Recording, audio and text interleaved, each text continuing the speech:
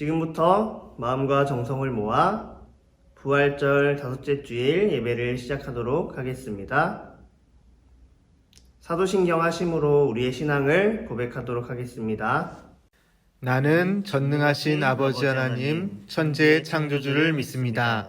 나는 그의 유일하신 아들 우리 주 예수 그리스도를 믿습니다. 그는 성령으로 잉태되어 동정녀 마리아에게서 나시고 본디오 빌라도에게 고난을 받아 십자가에 못 박혀 죽으시고 장사된 지 사흘 만에 죽은 자 가운데서 다시 살아나셨으며 하늘에 오르시어 전능하신 아버지 하나님 우편에 앉아 계시다가 거기로부터 살아있는 자와 죽은 자를 심판하러 오십니다. 나는 성령을 믿으며 거룩한 공교회와 성도의 교제와 죄를 용서받는 것과 몸의 부활과 영생을 믿습니다. 아멘.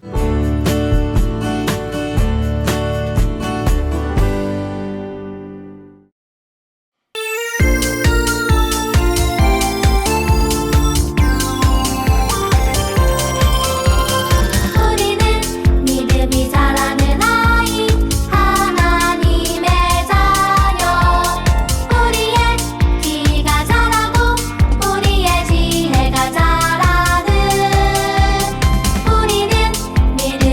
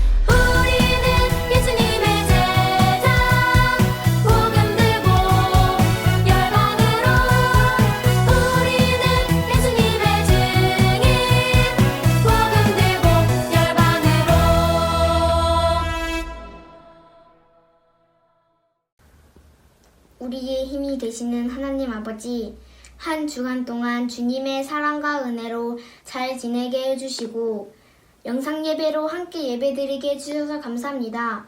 아직까지는 교회에 모여서 예배드릴 수는 없지만 이 시간 영상으로 예배드릴 때 우리의 몸과 마음이 오직 하나님께만 향하게 해주세요. 하나님만을 높이며 찬양하는 시간이 되게 해주세요. 하나님, 대구와 경북 지역의 주민들을 위해 기도드립니다.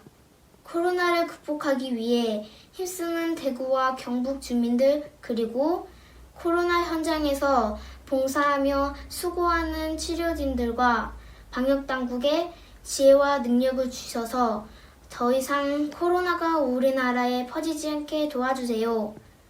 우리 국민들이 서로 갈라지지 않고 하나가 되어서 서로 더 사랑하게 하시고 하나님께 더 가까이 가는 기회가 되게 해주세요. 오늘도 주님의 말씀을 전하시는 목사님을 주님께서 붙들어 주시고 말씀 듣는 우리에게 일주일 동안 살아가는 큰 힘이 되기를 간절히 원합니다. 교회에서 다시 만날 때는 한 명도 빠지지 않고 건강한 모습으로 함께 예배드릴 수 있기를 기도합니다. 이 모든 말씀을 우리의 구원이 되시는 예수 그리스도 이름으로 기도드립니다. 아멘. 오늘 저희들이 은혜 받을 하나님의 말씀은 사도행전 4장 12절과 18절에서 21절 말씀입니다. 12절 다른 이로서는 구원을 받을 수 없나니 선한 사람 중에 구원을 받을 만한 다른 이름을 우리에게 주신 일이 없음이라 하였더라.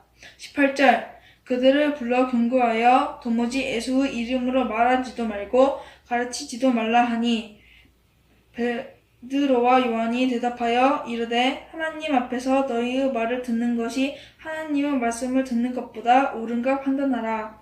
우리는 보고 들은 것을 말하지 아니할 수 없다 하니 관리들이 백성들 때문에 그들을 어떻게 처벌할지 방법을 찾지 못하고 다시 위협하여 놓아주었으니 이는 모든 사람이 그된 일을 보고 하나님께 영광을 돌리리라.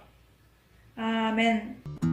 오순절 성령님이 임하신 것을 경험한 제자들은 더 이상 두렵지 않았어요.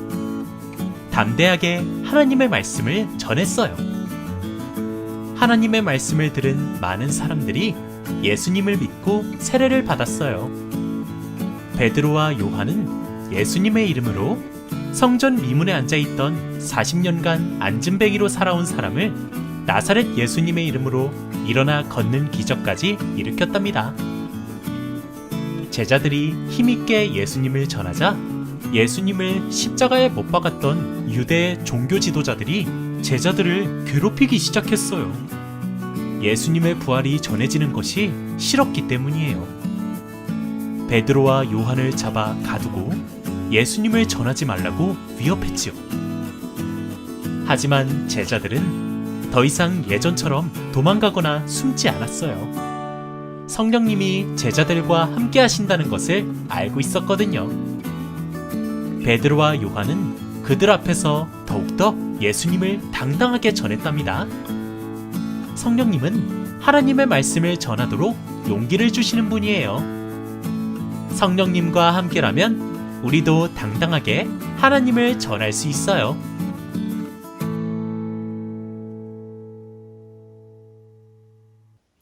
사랑하는 친구 여러분, 모두 잘 지냈죠? 오늘은 지난주에 이어서 예수님께서 승천하신 후에 성령님께서 모여있던 제자들에게 함께 하셨고 그 결과 제자들이 담대함을 갖고 예수님을 나가서 증거하게 되었다는 얘기를 지난주에 이어서 계속 해보려고 해요.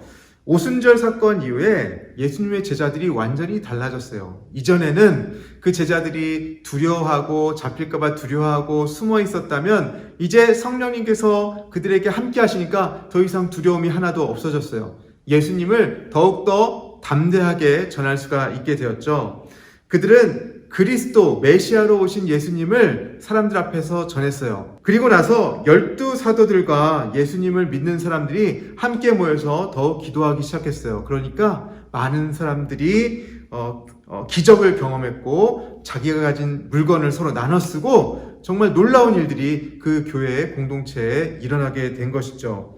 재산이 많은 사람이 아낌없이 자신의 재산을 팔아서 가난한 사람들과 함께 나눴어요.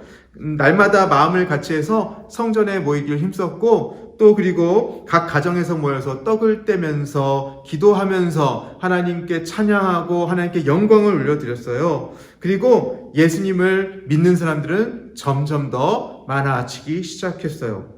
다시 사도들이 나가서 예수님을 그렇게 전했어요. 그러니까 더 많은 사람들이 사도의 말을 듣고 예수님을 따르게 되었죠. 무려 5,000명이나 예수님을 믿게 되었다는 거예요. 여러분, 5,000명 그러면 여러분이 다니는 학교의 학생 숫자보다 아마 더 많을 것 같아요. 이 5,000명이라는 수가 근데 여러분 주의할 거는 성경에 기록된 당시, 그 예수님이 살던 그 당시, 제자들이 살던 그 당시에는 이스라엘 사람들이 숫자를 셀 때 남자만 셌다는 얘기를 들어본 친구들도 있을 거예요. 그러니까 여기서 남자만 5,000명이라고 하면 실제로 여자도 치면 10,000명이 되는 거죠. 그죠? 10,000명 정도 되는 사람들이 갑자기 예수님을 믿게 된 거예요. 예수님을 자신들이 십자가에 못 박았다는 그런 죄책감을 느끼면서 회개하고 세례를 받고 예수님을 다시 믿고 성령 하나님을 경험하면서 그렇게 신앙생활을 하게 되었던 거죠. 그런데 또 한 가지, 당시에는 남자를 센다 할 때는 성인들만 센 거예요. 여러분, 아빠나 삼촌이나 할아버지 이런 성인들, 어른들만 숫자를 센 거예요. 그러니까 성인 여자들을 쳐서 10,000명이라 한다면 아이들, 어린이들, 그죠? 청소년들 아마 다 빠졌을 거예요. 그러면 그냥 5,000명만 더 할게요. 그러면 최소한 15,000명이 예수님을 새롭게 믿고 알게 되었다는 것이죠. 불과 오순절의 다락방에서 성령님이 임하신 이후에 얼마 되지 않아서 일어난 놀라운 일들이었어요. 갑작스럽게 모든 사람들이 성령님이 함께 하시는 그 사도들의 증언을 듣고 예수님에 대한 말씀을 듣고 마음이 불이리듯이 이렇게 새롭게 되어서 회개하고 세례를 받고 예수님을 믿는 숫자가 날마다 늘어난 거예요. 여러분, 그런데 이 사도들이 전하는 예수님에 대한, 예수님이 부활하셨다, 예수님이 메시아다, 이런 소리를, 이런 이야기를 듣기 싫어하는 사람들이 있었을 거예요. 누구죠? 예, 맞아요. 예수님을 십자가에 못 박는데 주도했던 대제사장과 사두개인과 종교 지도자들이 바로 그런 사람들이에요. 예수님을 죽였는데 그들이 예수님을 신문하고 빌라도에게 데려가서 결국은 십자가형을 받게 하고 예수님을 죽도록 만들었는데 예수님이 사흘 만에 다시 살아나시고, 그죠? 그리고 예수님을 믿던 그 함께하던 제자들이 이제는 더욱더 담대하게 예수님께서 메시아다, 예수님께서 부활하셨다, 우리를 위해서 함께 하신다 라는 얘기를 전하니까 이들이 굉장히 생각을 달리할 수밖에 없는 거예요. 그래서 이들이 예수님을 전하는 이 사람들, 특별히 베드로와 요한을 옥에 가두고 신문을 해요. 그래서 이렇게 묻는 거예요. 너희가 어떠한 권세와 또 어떠한 이름으로, 누구의 이름으로 이런 일을 행하느냐라고 묻는 것이죠. 그랬더니 성령님께서 베드로와 요한에게 지혜롭게 대답할 수 있도록 해주셨어요. 40여 년 동안 걷지 못하는 사람을 고쳐준 일이 있었어요. 그것을 보고 사람들이 무척 놀라고, 이 사람도 예수님을 따르던 제자들이, 그 베드로와 요한이 이런 일을 행했다고 막 돌아다니면서 얘기하니까 그 대제사장과 또 종교 지도자들이 경계하면서 지금 베드로와 요한을 가둬둔 거거든요. 그러니까 이런 말씀을 하는 거예요. 너희와 모든 백성들은 알라. 너희가 십자가에 못 박고 하나님이 죽은 자 가운데서 살리신 나사렛 예수 그리스도의 이름으로 이 사람이 건강하게 너희 앞에 섰다. 이 사람이 건강하게 너희 앞에 나와서 지금 걷고 뛰고 일어설 수 있는 것이다 라고 얘기를 하고 있는 거예요. 그리고 나서 우리 오늘 본문 12절 한번 읽어볼게요. 다른 이로서는 구원을 받을 수 없나니 천하 사람 중에 구원을 받을 만한 다른 이름을 우리에게 주신 일이 없음이라 하였더라. 아멘. 두려움이 판사 앞에 서게 되면 있게 마련이죠. 예수님은 근데 여러분 아시죠? 예수님은 죄가 없으셨잖아요. 그리고 죄 없으신 그 예수님이 대제사장들 앞에서 신문을 받고 빌라도 앞에서 신문을 받을 때 예수님은 두려워하지 않으셨어요.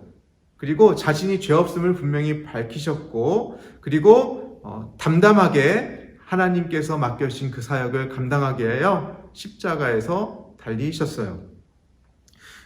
그런데 여러분, 오늘 베드로와 요한도 예수님처럼 담대함을 얻어서 재판하고 있는 이 대제사장들 앞에서 두려워하지 아니하고 예수님께서 우리의 구주가 되신다 이야기하고 있는 거예요.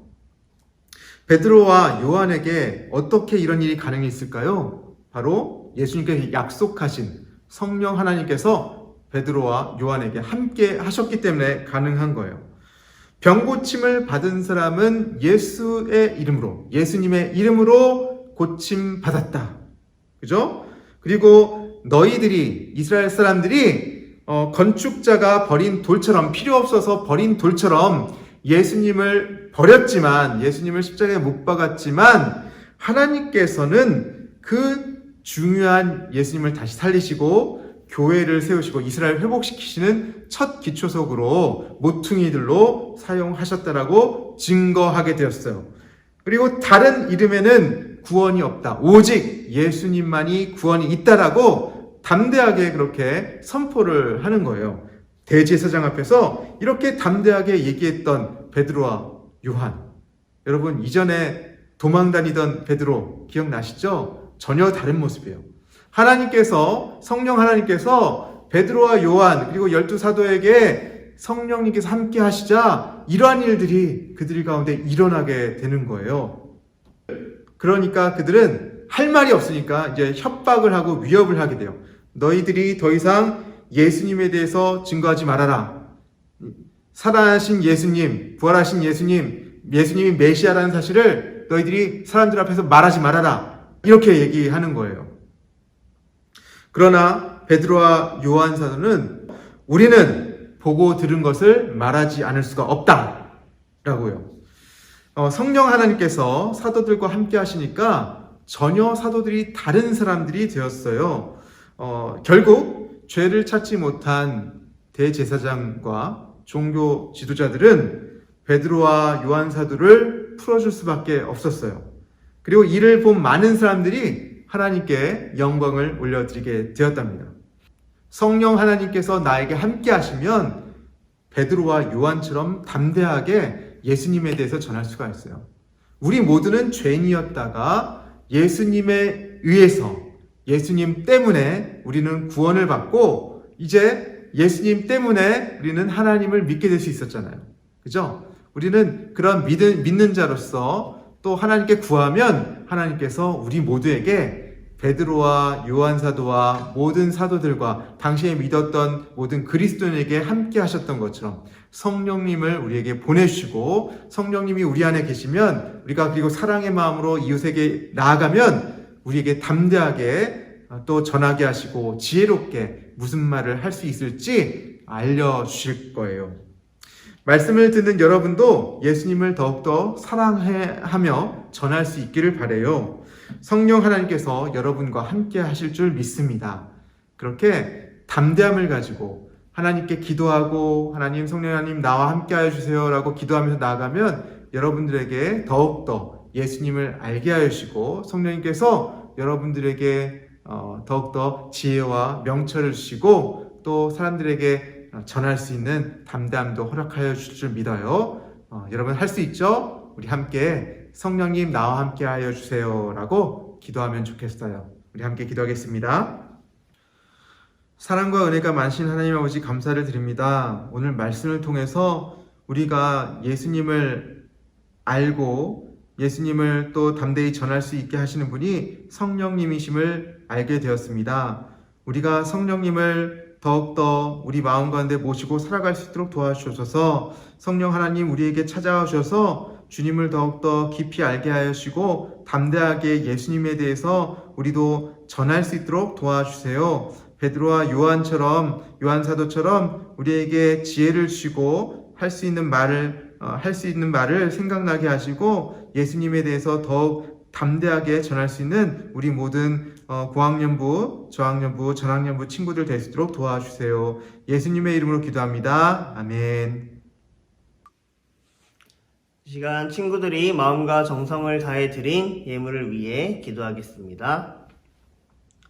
사랑의 하나님 감사합니다. 오늘도 주일을 맞아서 친구들이 하나님께 귀한 예물 올려드립니다.